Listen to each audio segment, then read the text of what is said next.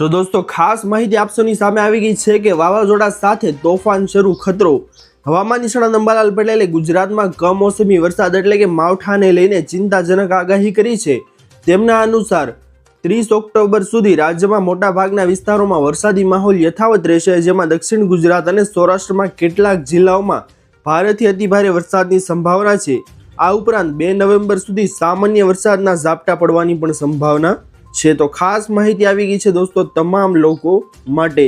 ત્યારબાદની માહિતી આપસોની સામે આવી રહી છે કે ખેડૂતોને 1 લાખથી 2 લાખની સહાય યોજના। જણાવી દઈએ આપસોને કે ખેડૂતો માટે ઇફકોએ સંકટ હરણ નામની યોજના શરૂ કરી છે, જેમાં જો કોઈ ખેડૂત ઇફકો પાસેથી 25 થેલી યુરિયા ખાતર ખરીદે છે તો તેને 1 લાખ રૂપિયાનો અકસ્માત વીમો અને નેનો યુરિયા DAPની 200 બોટલ ખરીદે છે તો તેને 2 લાખ રૂપિયા સુધીનો 1 વર્ષ માટેનો મફત અકસ્માત વીમો મળે છે। જે ખેડૂતોને ખેતી દરમિયાન જાનનું જોખમ વધારે રહેલ છે તેમના માટે આ યોજના આશીર્વાદરૂપ છે। આનો લાભ લેવા માટે ખાતર ખરીદેલ સ્લીપ હોવી સાથે જરૂરી છે। તો ખાસ માહિતી છે દોસ્તો ખેડૂતો માટે। ત્યારબાદની માહિતી આપસોની સામે આવી રહી છે કે 1લી તારીખથી ગેસ સસ્તું થઈ જશે। દર મહિનાની 1લી તારીખે LPG, CNG અને PNG સિલિન્ડરના ભાવની સમીક્ષા કરવામાં આવે છે। આ વખતે 14 કિલોગ્રામ ઘરેલું LPG સિલિન્ડરની કિંમતમાં ઘટાડો થવાની સંભાવના છે, જે સામાન્ય ગ્રાહકો માટે રાહતરૂપ સાબિત થઈ શકે છે। જોકે કોમર્શિયલ ગેસ સિલિન્ડરની કિંમતમાં વધારો થવાની શક્યતા છે, જે હોટેલ અને રેસ્ટોરન્ટ જેવા વ્યવસાયોના ખર્ચ પર અસર કરી શકે છે। તો ખાસ માહિતી છે દોસ્તો આ તમામ લોકો માટે। ત્યારબાદની માહિતી આવી રહી છે આપસોની સામે કે ક્યાં પડ્યો કેટલો વરસાદ જોઈ લેજો। જણાવી દઈએ આપસોને કે ગુજરાતમાં 24 કલાકમાં 71 તાલુકાઓમાં વરસાદ પડ્યો છે, જેમાં સૌથી વધુ નવસારીમાં 6.18 ઇંચ, વલસાડના ઉમરગામમાં 3.66 ઇંચ, સૂત્રાપાડામાં 3.54 ઇંચ, ખેરગામમાં 2.87 ઇંચ, જલાલપોરમાં 2.72 ઇંચ, કપરાડામાં 2.36 ઇંચ, વેરાવળમાં 2.32 ઇંચ, ડાંગ આહવામાં 2.2 ઇંચ, વલસાડમાં પણ 2.2 ઇંચ, ચીખલીમાં 1.97 ઇંચ, કામરેજમાં 1.97 ઇંચ, સુરતમાં 1.93, પારડીમાં 1.89, પલસાણામાં 1.61, સુરતના મહુવામાં 1.57 અને ડોલવણમાં 1.38 ઇંચ વરસાદ છે તે પડ્યો હતો। તો ગુજરાતમાં આટલા ગામો છે ત્યાં વરસાદ છે તે વધારે પડ્યો છે। ત્યારબાદની માહિતી આપસોની સામે આવી રહી છે કે શું 2 વ્હીલરમાં પણ લાગશે ટોલ ટેક્સ। આવા મીડિયા અહેવાલો સામે આવ્યા બાદ કેન્દ્રીય માર્ગ પરિવહન અને રાજમાર્ગ મંત્રી નીતિન ગડકરીએ સોશિયલ મીડિયા પર માહિતી આપી છે। તેમણે કહ્યું છે કે કેટલાક મીડિયા હાઉસ 2 વ્હીલર વાહનો પર ટોલ ટેક્સ લાદવા અંગે ભ્રામક સમાચાર ફેલાવી રહ્યા છે। આવો કોઈ નિર્ણય પ્રસ્તાવિત નથી। 2 વ્હીલર વાહનો માટે ટોલ પર સંપૂર્ણ મુક્તિ ચાલુ રહેશે। સત્ય જાણ્યા વિના ભ્રામક સમાચાર ફેલાવીને સનસનાટી મચાવી એ સ્વસ્થ પત્રકારની નિશાની નથી। હું તેની નિંદા કરું છું। ખાસ માહિતી છે દોસ્તો કે 2 વ્હીલર પર ટોલ પ્લાઝા ઉપર કોઈ પણ ટેક્સ છે તે લગાડવામાં આવશે નહીં તેવો કોઈ પણ અહેવાલ છે તે નીતિન ગડકરી દ્વારા જાહેર કરવામાં આવેલો નથી। ત્યારબાદની માહિતી આપસોની સામે આવી રહી છે કે વીજળી સસ્તી, ખેડૂતોને જલસો। વીજળીના અંગે પેટ્રોકેમિકલ્સ મંત્રી કનુભાઈ દેસાઈએ એક મહત્વપૂર્ણ જાહેરાત કરતા જણાવ્યું હતું કે ગુજરાતના નાગરિકોએ ઓછા દરે વીજળી પૂરી પાડવા માટે રાજ્ય સરકાર દ્વારા જુલાઈ 2025થી ફ્યુઅલ સરચાર્જના દરમાં પ્રતિ યુનિટે 15 પૈસા ઘટાડવાનો મહત્વપૂર્ણ નિર્ણય કર્યો છે। હવે વીજળી બિલમાં 100 યુનિટે 15 ઘટશે।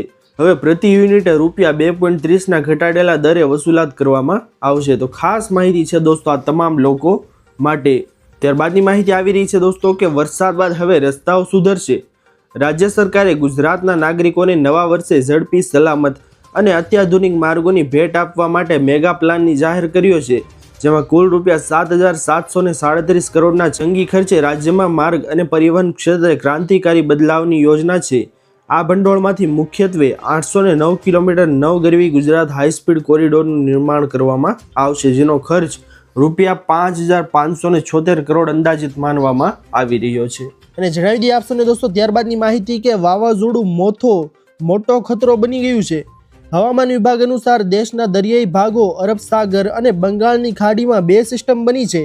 IMDએ ચેતવણી આપી છે કે આના કારણે લક્ષદ્વીપ, કેરળ, કર્ણાટક, તમિલનાડુ અને આંધ્રપ્રદેશમાં વરસાદ અને તેજ પવનોની સંભાવના છે। બંગાળની ખાડીમાં સર્જાઈ રહેલ લો દબાણના કારણે 27 ઓક્ટોબરથી ઓડિશા અને બંગાળમાં વાવાઝોડું મોથો છે તેનો ખતરો તોળાઈ રહ્યો છે.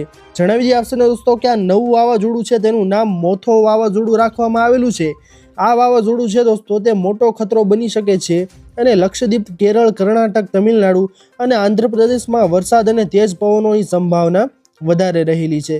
અને 27 ઓક્ટોબરથી ઓડિશા અને બંગાળમાં વાવાઝોડું મોથો છે તેનો ખતરો રહેવાનો છે. ત્યારબાદની માહિતી આપસોની સામે આગળ આવી રહી છે દોસ્તો કે વીમા વગરના વાહન ચલાવશો તો થશે જેલ. રસ્તા પર થતા અકસ્માત જોખમને રોકવા માટે કેન્દ્ર સરકારે મોટી એક્શન લીધી છે. હવે ગાડીઓનો થર્ડ પાર્ટી વીમો હોવો જરૂરી કરી દીધું છે. મોટર વ્હીકલ એક્ટ 1999ની ધારા 146 અંતર્ગત ભારતીય રસ્તા પર ચાલતી તમામ ગાડીઓનો ફરજિયાતપણે થર્ડ પાર્ટી વીમો લેવો જરૂરી છે. આવા લોકોને કાનૂનનો ઉલ્લંઘન કરવા માટે દંડની સાથે સાથે જેલમાં જવાનો પણ વારો આવી શકે છે.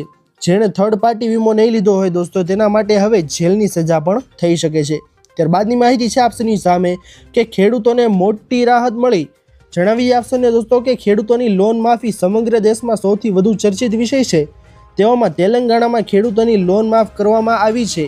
તેલંગાણાના સીએમ રેવંત રેડ્ડીએ લોન માફી યોજનાની જાહેરાત કરી છે અને તેમણે કહ્યું છે કે 11 ડિસેમ્બર 2018 અને 9 ડિસેમ્બર 2023 વચ્ચે લોન લેનારાઓ માટે 2 લાખ રૂપિયા સુધીની લોન સંપૂર્ણપણે માફ કરવામાં આવશે. આ પહેલા ઝારખંડ સરકારે પણ ખેડૂતોની 2 લાખ સુધીની લોન માફ કરવાની જાહેરાત કરી હતી, પરંતુ ખેડૂતોની 1 લાખ રૂપિયાની લોન પણ માફ કરવાની વાત ગુજરાત સરકાર હાલ કરી રહી નથી દોસ્તો. શું ખેડૂતોનું દેવું માફ થશે કે નહીં તે હવે આપણે સૌને જોવાનું રહેશે. ખાસ માહિતી છે દોસ્તો આ સરકાર માટે. તો દોસ્તો આ હતી આજની સૌથી મોટી અને મહત્વની તમામ ખેડૂતો તમામ લોકો વિશેની માહિતીઓ. આશા કરું છું દોસ્તો કે આપ સૌને આ માહિતીઓ પસંદ આવી હશે. જો પસંદ આવી હોય તો વિડીયોને લાઇક કરવાનું ભૂલતા નહીં. ચેનલ પર નવા આવ્યા હો તો અમારી ચેનલ ખેડૂત ઓનલાઈન પોઈન્ટને સબસ્ક્રાઈબ કરી અને બાજુમાં આપેલા બેલ આઇકનને પણ પ્રેસ કરી દેજો, જેના લીધે આવી જ મહત્વની માહિતી આપ સૌને આ ચેનલના માધ્યમથી મળતી રહે. તો દોસ્તો મળીએ હવે પછીના વિડીયોમાં. ત્યાર સુધી જય હિન્દ અને વંદે માતરમ.